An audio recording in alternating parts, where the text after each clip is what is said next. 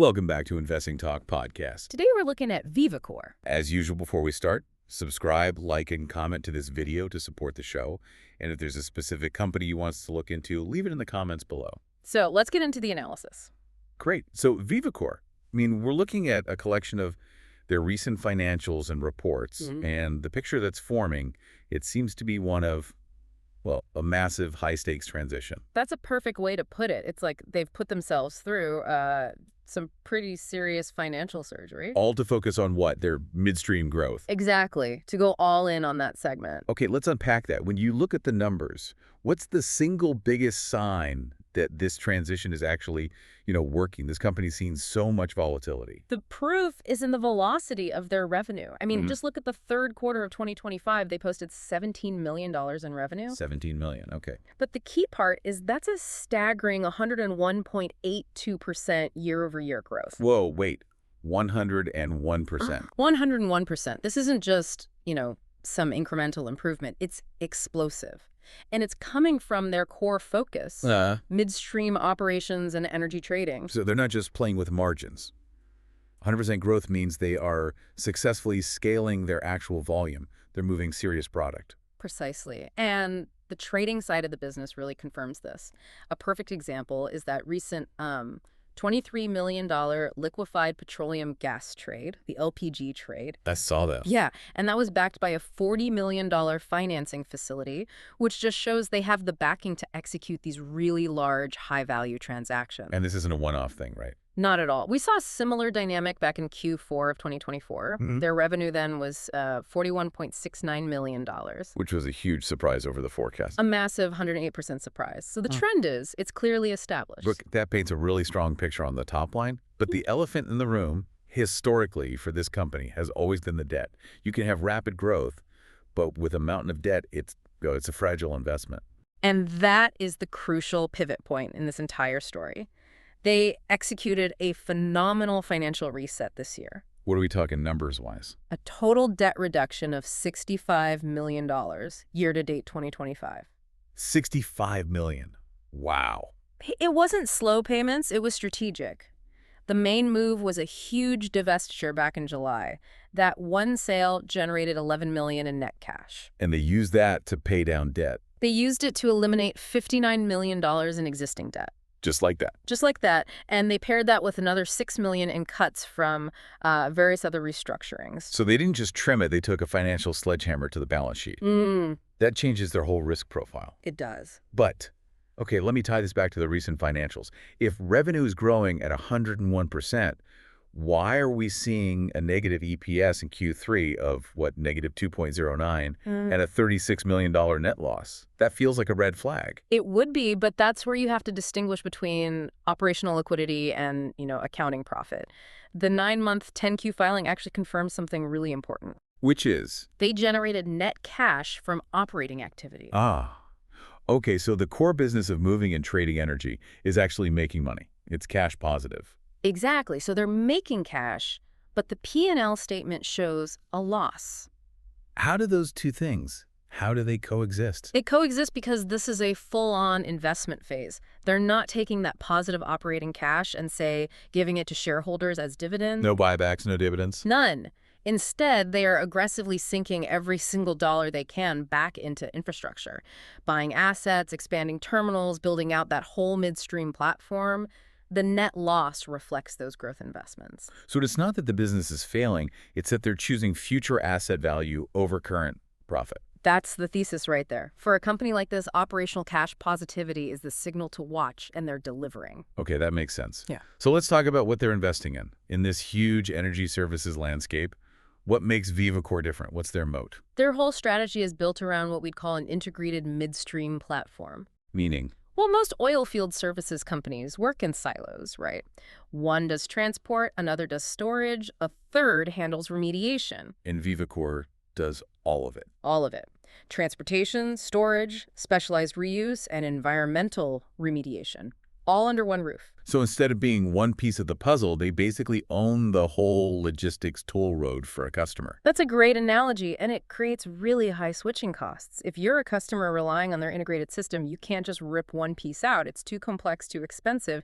It shields them from the pricing pressure that their smaller peers face. Right. So if they're putting every dollar back into building that infrastructure, what are some of the specific moves they're making? The biggest signal right now is the letter of intent they signed with Coyote Oilfield Services. Okay. And this is key. It's not just a partnership. It's designed to aggressively expand their midstream footprint by bringing in specialized pipeline expertise and growing their terminal operations almost immediately. And the market liked that deal. I remember seeing the sentiment scores jump on that news. Very bullish, ranging from 0.39 to 0.48. The market saw it for what it is, a validation of their strategy. It shows intent. And beyond that, there are even hints of international opportunities. Like Mexico. Like Mexico. They recently got access to the fuel market there. It suggests they're looking to use that cleaner balance sheet to maybe pursue more M&A down the line. Okay, so the story is one of a pretty powerful turnaround. Growth, debt elimination, strategic expansion. But every story has risks. Let's pivot to the bear case. Of course. Even with that financial surgery, what headwinds are they facing right now? Well, despite the incredible debt reduction, you still have to look at short-term liquidity. Their current ratio is very low. It's clocking in at 0.12. Okay, break that down for us. What does a 0.12 current ratio mean in simple terms? It means for every dollar of short-term bills they owe, they only have about 12 cents in current liquid assets like cash to cover it. Oof. So day-to-day cash management is still tight. It's very tight. There's not a large buffer there. And that tightness leads directly to the next concern, which is dilution, right? Yeah. They had to raise capital. They did. They executed an $11.2 million registered direct offering. Basically, they sold new shares directly to institutions to get immediate cash for working capital. So they get the cash they need, but existing shareholders get diluted. It's a classic trade-off in these high-growth sectors. But look, the main structural risk, the one that causes the most anxiety, has to be the Nasdaq compliance issue. Right, the live grenade. That's the one. It's the structural threat that could undo all the good operational work if they don't handle it. The problem goes back to some share issuances in October 2025 that allegedly didn't have the proper shareholder approval. And the consequence for that is severe. It is. The threat of being delisted is very real. And if that happens, the stock gets forced onto the over-the-counter markets, liquidity dries up, volatility skyrockets. It's a massive disruption. It feels like they're in a race. Mm-hmm. Can the operational turnaround happen fast enough to solve this structural problem? That is the tension of the moment. Now, what's mitigating that risk a bit is that the market volatility suggests this is probably already priced in. Investors know it's there. So it's not a surprise. Exactly. And more importantly, that $65 million debt reduction and the potential synergies from the Coyote deal, that gives them operational flexibility to try and fix this. Okay, so a very mixed picture. Growth and deleveraging on one side, major structural risk on the other. How are the technicals looking? Is the market buying this story?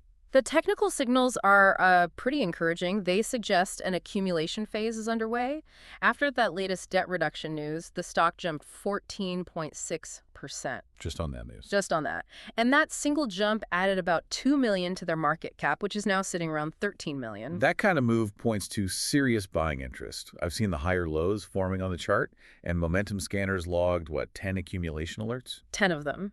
It confirms that buying interest is building. And for now, it seems to be overpowering the worries about compliance. And the overall sentiment. Still predominantly bullish. The average analyst score is around 0.30. It shows that the market is betting on the operational execution to win out. Which brings us to the most important part for you, the investor. Yeah. The calendar. What are the key catalysts to watch over the next 3 months? There are 3 major events all clustered together. First, earnings. Q4 2025 results are expected in early February 2026. And the market expects more growth. Right. Consensus is for continued revenue acceleration. A miss there would really hurt the narrative. Second, the compliance issue itself. Yes. The critical shareholder vote is looming. They have a 45-day plan due in January. Getting that approved is absolutely non-negotiable. And third is the Coyote deal. The strategic validation. We're waiting for updates on the due diligence, but the biggest speculative catalyst is the expected close of that acquisition by February 28th, 2026. If they finalize that, it proves the whole strategy is working. And all of this is happening with some nice macroeconomic tailwinds, right? The energy sector rotation, stable rates, helping midstream companies. Exactly. The whole environment is pretty favorable for what they're trying to do. So let's tie it all together. The core thesis seems to be this. Vivakor is in the middle of a massive transformation. It's all about deleveraged growth in energy logistics. That $65 million debt reset and the Coyote deal prove they're serious. But you have this huge Nasdaq compliance risk hanging over everything. Right. And despite that risk, the technical bounce and the bullish sentiment suggests that big money is already moving in, betting that the operational growth will solve the structural issues. So the final thought. The next few months are absolutely critical. You have to watch for two binary events: the resolution on the Nasdaq issue and the finalization of the Coyote acquisition. Those events, happening right around the Q4 earnings report, will tell you if this dramatic turnaround is a real swing trade opportunity to late February. Make sure you are subscribed so you don't miss our updates as this high-stakes story in the energy sector develops.